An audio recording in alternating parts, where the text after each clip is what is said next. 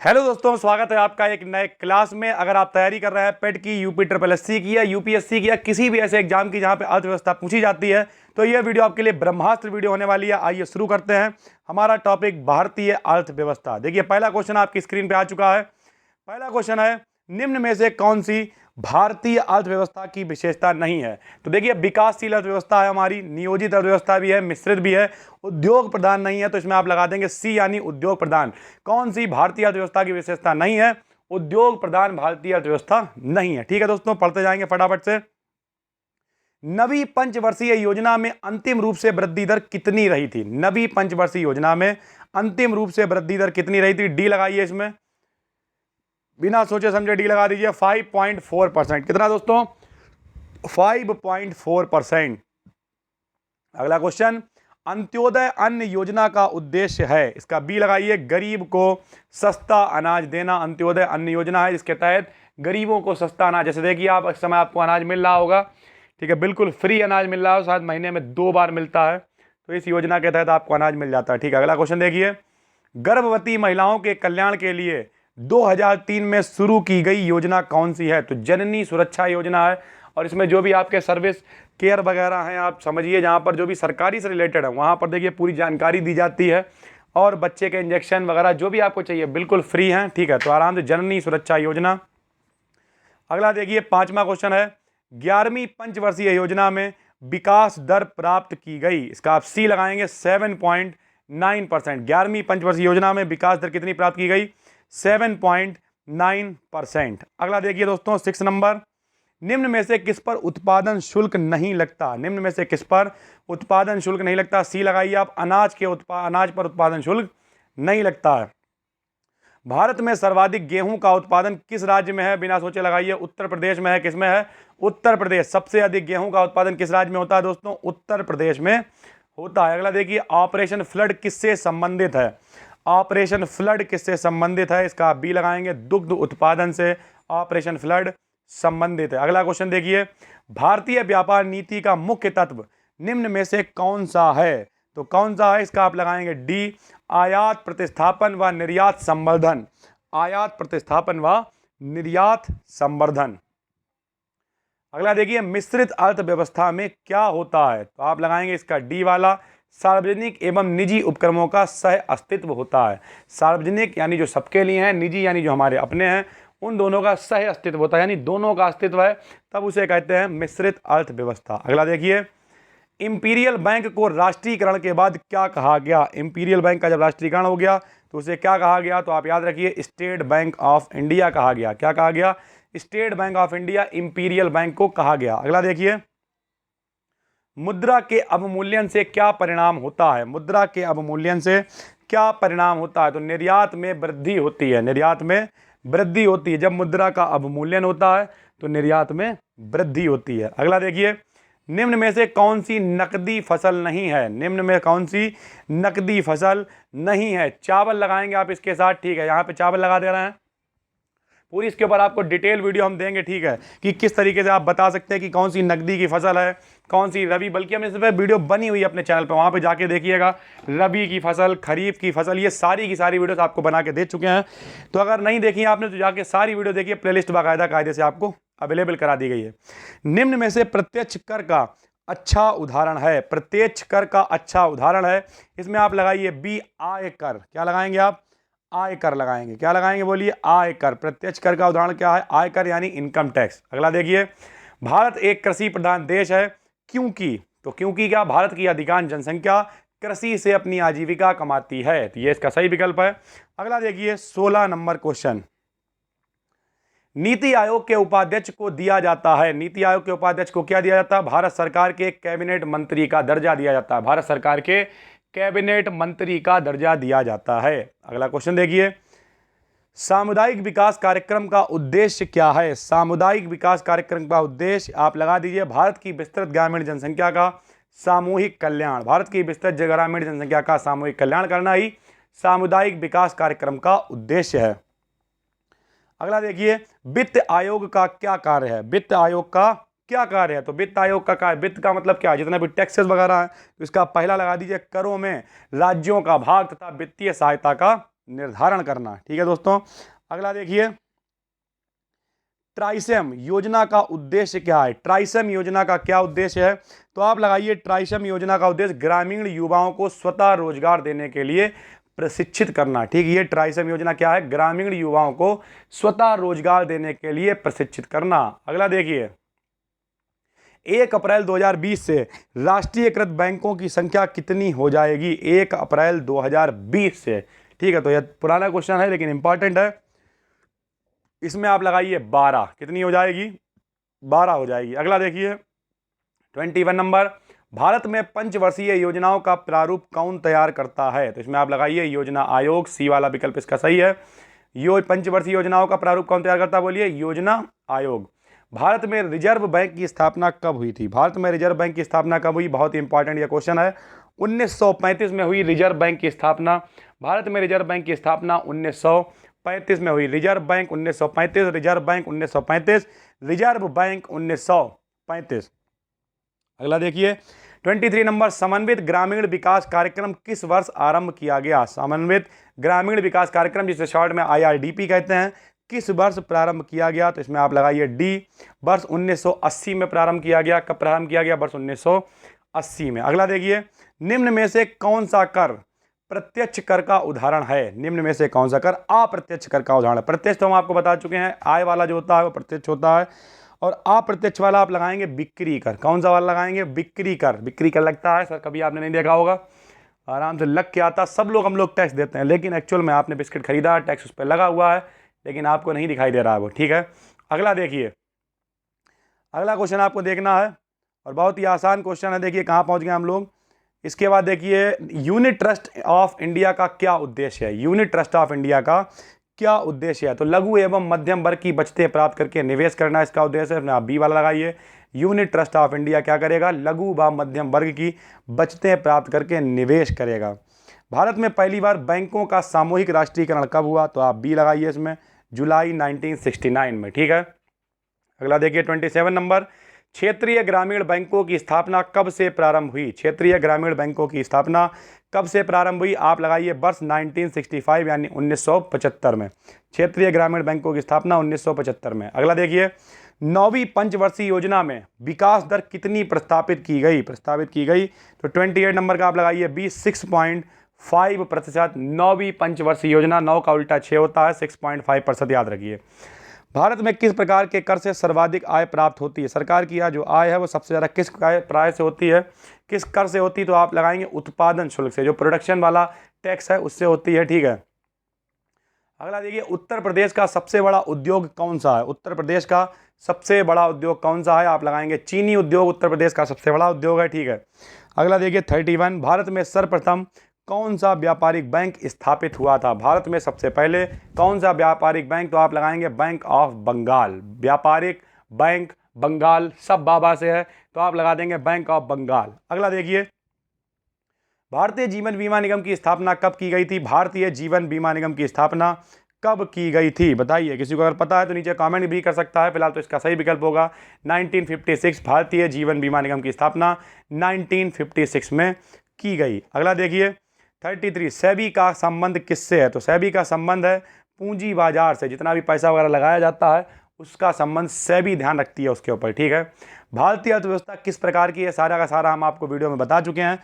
तो भारतीय अर्थव्यवस्था किस प्रकार की है? आप लगाएंगे विकासशील अर्थव्यवस्था। ठीक है, अगर आप हमारे चैनल पर नए हैं सब्सक्राइब कीजिए, और लगभग सारी की सारी वीडियोस अवेलेबल करी गई हैं, उन्हें देखिए। अगला देखिए 35 नंबर, 11वीं पंचवर्षीय योजना में विकास दर कितनी प्रस्तावित की गई? तो इसमें आप लगाएंगे 8%। कितने प्रतिशत लगाएंगे? 8%। 11वीं पंचवर्षीय योजना में 8%। और नवी वाले में कितनी थी? बोलिए, 9 का उल्टा 6 यानी 6.5% थी नवी पंचवर्षीय योजना में। अगला देखिए, जनसंख्या भारत के शहरों का सही क्रम क्या है? तो सही क्रम आप इसमें लगाएंगे, सही क्रम में सी वाला, मुंबई से ज़्यादा कोलकाता, फिर दिल्ली और फिर चेन्नई। सी वाला विकल्प इसका सही है दोस्तों, सी वाला विकल्प आप लगा दें बिना सोचे समझे। भारत का सबसे बड़ा व्यापारिक बैंक कौन सा है? भारतीय स्टेट बैंक सबको पता है, तो आप इसमें लगाएंगे भारतीय स्टेट बैंक। ठीक है दोस्तों, भारतीय स्टेट बैंक लगा लीजिए। अगला, देश में चीनी का सर्वाधिक उत्पादक राज्य कौन सा है? देश में चीनी का सर्वाधिक उत्पादक राज्य कौन सा है, बताइए कौन सा है, आपको पता होना चाहिए। अभी हमने ऊपर क्वेश्चन ये बताया, उत्तर प्रदेश है। कौन सा है दोस्तों? उत्तर प्रदेश है। अगला देखिए, नोटों की छपाई से संबंधित इंडियन सिक्योरिटी प्रेस कहाँ स्थित है? इंडियन सिक्योरिटी प्रेस, सी वाला लगाइए, नासिक महाराष्ट्र में स्थित है। अगला देखिए, साक्षरता में किस राज्य का प्रथम स्थान है? साक्षरता यानी पढ़े लिखे में कितने लोग सबसे ज़्यादा हैं, कहाँ पे प्रथम स्थान है? तो आप लगाएंगे केरल, केरल का प्रथम स्थान है साक्षरता के मामले में। भारत में राष्ट्रीय आय की गणना कौन करता है? तो आप लगाएंगे केंद्रीय सांख्यिकी संगठन। भारत में राष्ट्रीय आय की गणना केंद्रीय सांख्यिकी संगठन करता है। अगला देखिए, इस समय सार्वजनिक क्षेत्र के लिए आरक्षित उद्योगों की संख्या कितनी है? तो सार्वजनिक क्षेत्र के लिए कितनी है? 4 है दोस्तों। सार्वजनिक क्षेत्र के लिए आरक्षित उद्योगों की संख्या है 4। अगला देखिए 43 नंबर, किस योजना में कुल परिव्यय का सबसे बड़ा हिस्सा कृषि पर खर्च किया गया था? तो सबसे बड़ा हिस्सा खर्च किया गया था प्रथम योजना पे, तो कुल मिला के आप इस पे लगाएंगे प्रथम योजना। अगला देखिए, निम्न में से कौन सी समिति कर सुधारों से संबंधित है? निम्न में कौन सी समिति? तो केलकर समिति है, जो टैक्स को इम्प्रूव करती है, तो केलकर समिति। अगला देखिए, भारत में कुल कितने स्टॉक एक्सचेंज हैं? भारत में कुल कितने स्टॉक एक्सचेंज हैं? 23 स्टॉक एक्सचेंज हैं। याद रखिएगा कितने? 23 स्टॉक एक्सचेंज हैं भारत में। अगला देखिए, मुद्रा के अवमूल्यन से आंतरिक क्षेत्र में कीमतें, मुद्रा के अवमूल्यन से आंतरिक क्षेत्र में कीमतें अपरिवर्तित रहती हैं, कोई फर्क नहीं पड़ता है, तो इसमें आप लगा देंगे अपरिवर्तित रहती हैं। अगला देखिए 47 नंबर, नाबार्ड की स्थापना का मुख्य उद्देश्य क्या है? तो आप लगाएंगे नाबार्ड के लिए कृषि व ग्रामीण विकास, कृषि व ग्रामीण विकास। अगला देखिए 48 नंबर, 48 नंबर में कह रहा भारतीय रिजर्व बैंक का राष्ट्रीयकरण कब हुआ? भारतीय रिजर्व बैंक का राष्ट्रीयकरण कब हुआ है? तो आप लगाएंगे सी, 1949 में हुआ है भारतीय रिजर्व बैंक का राष्ट्रीयकरण, 1949। ठीक है दोस्तों। अगला देखिए, बुल और बियर शब्द किससे संबंधित है? तो शेयर बाजार से संबंधित है ये, ठीक है, शेयर व्यवसाय से बुल और बियर। 50 हो गई, आप चाहें तो खुश हो सकते हैं। 2001 में ये क्वेश्चन आया भी है। निम्न में अप्रत्यक्ष कर कौन सा नहीं है? तो आयकर नहीं है, क्योंकि आयकर प्रत्यक्ष कर है, अभी हम आपको ऊपर बता चुके हैं, आयकर प्रत्यक्ष कर। उसके अलावा बिक्री कर अप्रत्यक्ष कर है, एक्साइज ड्यूटी अप्रत्यक्ष कर है, मनोरंजन कर भी यहाँ तक अप्रत्यक्ष कर है। अगला देखिए, नवी पंचवर्षीय योजना, नवी पंचवर्षीय योजना किस वर्ष से लागू की गई? तो आप लगाएंगे 1997। ठीक है। अगला देखिए 52, केंद्रीय बजट 2001-2002 में रक्षा पर रुपए के कितने पैसे खर्च हुए? केंद्रीय बजट 2001-2002 में रक्षा पर रुपए के कितने पैसे खर्च व्यय हुए, यानी खर्च हुए? तो बताइए, 14 पैसे, 26 पैसे, इसका आप सही आंसर लगाएंगे 14 पैसे। अगला क्वेश्चन देखिए, भारत में 1 रुपए का नोट जारी करने का अधिकार किसे है? भारत में 1 रुपए का नोट, काफ़ी इंपॉर्टेंट ये क्वेश्चन है, केंद्रीय सरकार को होता है, आप लगाएंगे केंद्रीय सरकार। 1 रुपए का नोट जारी करने का अधिकार है केंद्रीय सरकार को। ठीक है दोस्तों, केंद्रीय सरकार को। अगला देखिए, अगला क्वेश्चन पढ़ते हैं। वर्ष 2001 में योजना आयोग के अध्यक्ष कौन हैं? वर्ष 2001 में योजना आयोग के अध्यक्ष कौन? देखिए 2001-2002 में यह क्वेश्चन पूछा गया है, तो वर्ष 2001 में योजना आयोग के अध्यक्ष क्या बताएंगे आप? बी लगाइए इसका, अटल बिहारी वाजपेयी जी हैं। ठीक है। अगला देखिए, प्लास्टिक मनी का क्या आशय है? प्लास्टिक मनी का क्या आशय है? इसमें आप क्रेडिट कार्ड लगाइए। यार सीधी सी बात है, आपको एक कार्ड दे दिया जाएगा प्लास्टिक का, और वो कहने के लिए वो क्रेडिट कार्ड आपका, उसमें पैसा होगा, आप खर्च कर सकते हैं, ईएमआई बना सकते हैं, कुछ भी। इसका मतलब इसे कहेंगे प्लास्टिक मनी, बोले तो क्रेडिट कार्ड। अगला देखिए, ब्लू चिप कंपनी से क्या तात्पर्य है? ब्लू चिप कंपनी से क्या तात्पर्य है? आप लगाएं आर्थिक दृष्टि से सुदृढ़ कंपनी, आर्थिक दृष्टि से सुदृढ़ कंपनी। ठीक है दोस्तों। अगला देखिए, मुद्रास्फीति का क्या अर्थ है? मुद्रास्फीति का अर्थ आप लगाएंगे कीमतों में बहुत अधिक वृद्धि हो जाना, यानी मुद्रा में वृद्धि हो जाना कहलाता है मुद्रास्फीति। अगला हम आपको बता चुके हैं, IRDP अभी ऊपर आया था, इसका पूरा नाम कुछ लोगों के दिमाग में आया होगा, तो आपको पता होना चाहिए, इसलिए लगा दिया है क्वेश्चन यहाँ पे। इंटीग्रेटेड रूरल डेवलपमेंट प्रोग्राम, इसके तहत ग्रामीण जो लोग हैं उनका विकास किया जाता है। ये क्वेश्चन अभी हम आपको ऊपर दिखा चुके हैं दोस्तों। अगला देखिए, क्वेश्चन नंबर 59 है, भारत में योजनाओं को स्वीकृति देने वाली सबसे बड़ी संस्था कौन सी है? भारत में योजनाओं को स्वीकृति देने वाली, सी आप लगाएंगे, राष्ट्रीय विकास परिषद है, जो सभी योजनाओं को स्वीकृति देती है। अगला देखिए, पहली पंचवर्षीय योजना का श्री गणेश कब हुआ? पहली पंचवर्षीय योजना का श्री गणेश कब हुआ? तो आप लगाएंगे इसमें बी, अप्रैल 1951 में हुआ है दोस्तों। कब हुआ है? अप्रैल 1951 में हुआ है। अगला देखिए, निम्न में कौन सा प्रत्यक्ष कर नहीं है? अब देखिए आप बता सकते हैं, बिक्री कर है, अप्रत्यक्ष कर है, तो आप खुद लगा सकते हैं। इसमें आप क्या लगाएंगे? ए यानी बिक्री कर, प्रत्यक्ष कर नहीं है। फिर अगला क्या लगाएंगे आप? नाबार्ड है। ये भी अभी हमने आपको बताया था, नाबार्ड क्या है? एक बैंक है। तो ये आपको पता होना चाहिए। सारे क्वेश्चन देखिए रिपीट भी हो जाते हैं, अगर आप सही से पढ़ रहे हैं तो फिर कोई समस्या नहीं है।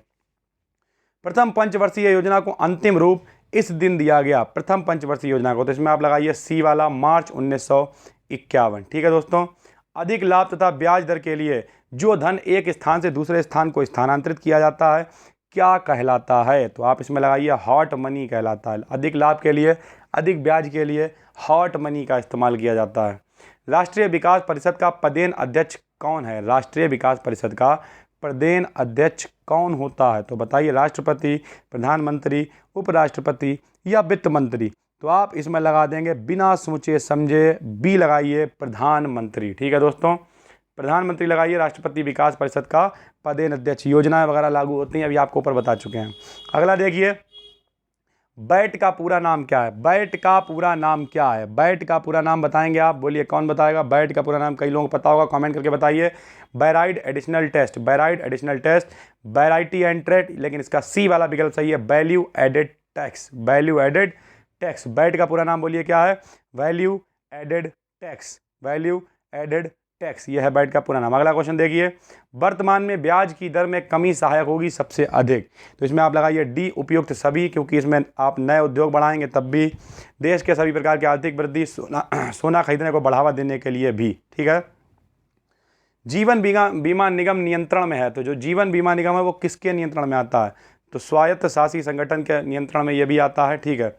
उसके बाद देखिए, भारत में योजना आयोग स्थापित कब हुआ? भारत में योजना आयोग कब स्थापित हुआ? तो आप इसका बी लगाएंगे, 1950 में संविधान लागू हुआ और उसी के बाद हमारा योजना आयोग भी स्थापित हुआ। अगला देखिए, 10वीं पंचवर्षीय योजना की अवधि क्या है? 10वीं पंचवर्षीय योजना की अवधि आप डी लगाइए, 2002 से यह रही 2007 तक। ठीक है दोस्तों। अगला देखिए, योजना में कोर सेक्टर का क्या अभिप्राय है? योजना में कोर सेक्टर का क्या अभिप्राय है? तो आप इसमें लगाएंगे डी, चयनित आधारभूत उद्योग। चयनित आधारभूत उद्योग का मतलब कोर सेक्टर में इसका क्या अभिप्राय, यानी चयनित आधारभूत उद्योग। पूरे देश में बंधुआ श्रमिक प्रथा कब समाप्त की गई? पूरे देश में बंधुआ श्रमिक प्रथा कब समाप्त की गई? ए लगाइए, 1975 में समाप्त कर दी गई थी। अगला है, प्रथम पंचवर्षीय योजना का क्या काल था? प्रथम पंचवर्षीय योजना 51 से 56 तक चली संविधान लागू होने के बाद। ए लगाइए, पहली पंचवर्षीय योजना 51 से 56 तक। उसके बाद 2008-9 के बजट के अनुसार करों पर शिक्षा उपकर का प्रतिशत कितना है? 2008-9 के बजट के अनुसार करों पर शिक्षा उपकर का प्रतिशत कितना है? आप लगाइए 3, शिक्षा उपकर का प्रतिशत है 3। अगला लगाइए, 1998 में अर्थशास्त्र का नोबेल पुरस्कार किस अर्थशास्त्री को दिया गया? तो आप इसमें लगाएंगे, पहला कौन सा है देखते हैं, मनमोहन सिंह नहीं, इसे मिला था अमर्त्य सेन जी को। तो 1998 अमर्त्य सेन जी को मिला नोबेल पुरस्कार अर्थशास्त्री के रूप में। अगला देखिए, भारतीय लघु उद्योग विकास बैंक सिडबी का मुख्यालय कहाँ स्थित है? आप इसमें लगाइए ए, लखनऊ में स्थित है। आप जा सकते हैं, देख सकते हैं। अगला 77, भारत के आर्थिक विकास की मूल समस्याओं में निम्न में कौन एक कारण उत्तरदायी नहीं है? 77 नंबर का आप लगाइए डी, मृत्यु दर कम होना। मृत्यु दर बढ़ने या घटने से आर्थिक विकास का कोई ताल्लुक नहीं है।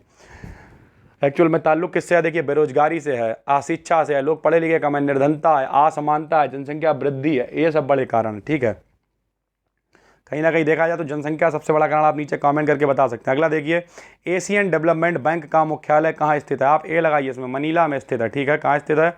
मनीला में। निम्न में से किसके साथ म्यूचुअल फंड और शेयर बाजार के लिए बुनियादी नियामक प्राधिकरण निहित है? तो आप इसमें लगाएंगे सी, भारतीय प्रतिभूति और विनिमय बोर्ड। भारतीय प्रतिभूति और विनिमय बोर्ड, जो भी म्यूचुअल फंड है, शेयर बाजार है, वो सब इसी के साथ कनेक्टेड है। अगला देखिए, विश्व व्यापार संगठन का मुख्यालय कहाँ है? विश्व व्यापार संगठन मोस्ट इंपॉर्टेंट है, जेनेवा में है ये। ठीक है। अगला देखिए, वस्तु एवं सेवा कर, बोले तो GST, goods and service tax, Bharat में लागू किया गया। कब लागू किया गया? ये तो आपको पता ही होना चाहिए, 1 जुलाई 2017 से लागू किया गया। मोदी जी के आने के बाद ये लागू हुआ। 2014 में मोदी जी आए थे पहली बार, 2017 में ये लागू किया गया। लागत जो कि व्यावसायिक गतिविधि की प्रकृति या स्तर में परिवर्तन में निकलती है, उसे क्या कहा जाता है? तो आप लगाएंगे इसमें डी, उसे कहा जाता है विफल लागत। क्या कहा जाता है? विफल लागत। ठीक है। वह कौन सा बजट होता है जिसमें प्रत्येक नई अवधि के लिए सभी खर्चों को न्यायोचित होना चाहिए? वह कौन सा बजट होता है जिसमें अवधि के लिए सभी खर्चों को न्यायोचित होना चाहिए? इसमें आप लगाएंगे डी, शून्य आधार बजट। अगला देखिए, वर्णित में से नीति आयोग के पदेन अध्यक्ष कौन होते हैं? वर्णित में से नीति आयोग के पदेन अध्यक्ष होते हैं प्रधानमंत्री जी। तो आप इसमें लगा देंगे प्रधानमंत्री। देखिए यूपीएससी 2017 में यह क्वेश्चन आया हुआ भी है। अगला देखिए, भारत में वाणिज्यिक बैंकों द्वारा कृषि ऋण निम्नलिखित में से किस योजना के अंतर्गत स्वीकृत नहीं किया जाता? यह भी यूपीएससी 2017 में आया हुआ क्वेश्चन। इसमें लगाएंगे आप सी, भूमि बंधक के द्वारा नियंत्रण स्वीकार नहीं किया जाता है। उत्पादन के 3 स्तंभ क्या हैं? यूपीएससी 2017 में आया उत्पादन के 3 स्तंभ क्या हैं? तो इसमें आप लगाएंगे सी यानी भूमि, श्रम और पूंजी। भूमि, श्रम और पूंजी, यानी अगर आपको उत्पादन करना है, अच्छा करना है, सबसे पहले आपके पास भूमि यानी प्लेटफॉर्म होना चाहिए, फिर आपके पास श्रम यानी मेहनत होनी चाहिए, और फिर थोड़ा सा खर्च करने के लिए पैसा भी होना चाहिए सर, आपका प्रोडक्शन स्टार्ट हो जाएगा। तो ये जितने भी क्वेश्चन थे, अगर आप यूपीएससी, यूपी SSSC, जैसे कि अगर हम बात करें लेखपाल, ठीक है, ग्राम पंचायत अधिकारी, अमीन, वन रक्षक, बहुत सारे होते हैं, ठीक है, इनकी अगर आप तैयारी कर रहे हैं, पेट की तैयारी कर रहे हैं, तो ये वीडियो आपके लिए बहुत इंपॉर्टेंट होने वाली है। मेहनत से पढ़ाई कीजिए, चैनल पर नए हैं सब्सक्राइब कर लीजिए, और ज़्यादा सपोर्ट आपको चाहिए, पूरा कोर्सेज हमारे 10-10 रुपये में, 20-20 रुपये में बहुत सस्ते सस्ते अवेलेबल हैं। आराम से वहाँ पर जाके इसे खरीद लीजिए, और जो पैसे आप देंगे वो जाएंगे गरीब बच्चों के कल्याण में। हम मिलते हैं आपसे एक और वीडियो में। अगर आप नहीं खरीदना चाहते तो इसी चैनल पर सब कुछ आपको फ्री में मिल रहा है, देखिए आराम से। एप्लीकेशन ही होगा आपका, जो है चैट सपोर्ट आपको मिल जाता है। फिलहाल मिलते हैं हम आपसे एक और वीडियो में, तब तक के लिए जय हिंद, जय भारत, धन्यवाद।